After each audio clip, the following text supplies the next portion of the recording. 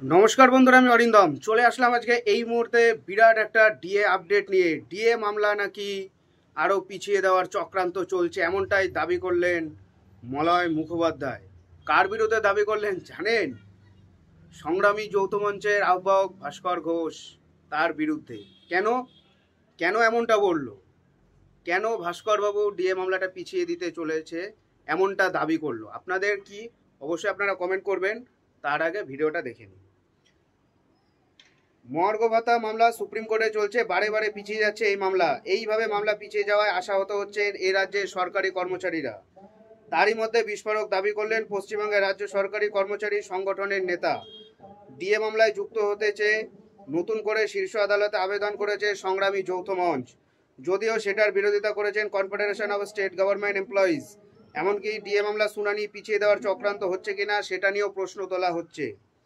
Confederation সাধারণ সম্পাদক মলয় মুখোপাধ্যায় দাবি করেছেন, আইনজীবীরা যা জানিয়েছেন তাতে এরকম ক্ষেত্রে যিনি মামলায় যুক্ত হতে চাইছেন তাকে নিজের দপ্তরের নাম এবং ঠিকানা দিতে হবে।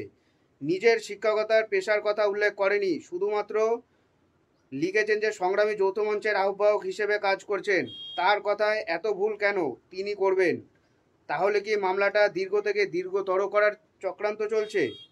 সংগ্রামী যৌথ মঞ্চে যুক্ত হওয়ার আবেদনের বিরোধিতা করা নিয়ে কনফেডারেশন সাধারণ সম্পাদক জানিয়েছেন, সংগ্রামী যৌথ মঞ্চ মামলায় যুক্ত হলে নতুন করে তাদের কথা শুনতে হবে। আরও সময় চাইতে পারে রাজ্য সরকার।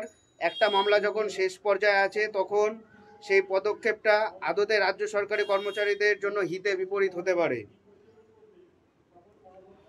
যদিও এই বিষয়ে সংগ্রামী যৌথ মঞ্চের আহ্বায়ক পাল্টা দাবি করেছেন, এতদিন তারা রাস্তায় লড়াই করেছিলেন, আদালতের লড়াইটা বাকি সংগঠনের উপরে ছেড়ে দিয়েছিলেন, কিন্তু আদালতের লড়াইয়ে হতাশার মুখে পড়তে হচ্ছিল, তাই সুপ্রিম কোর্টের ডিএ মামলা জয়ের জন্য তারা যুক্ত হতে চেয়েছেন। প্রসঙ্গত উল্লেখ্য, আগামী 22শে এপ্রিল সুপ্রিম কোর্টে ডিএ মামলাটি উঠবে।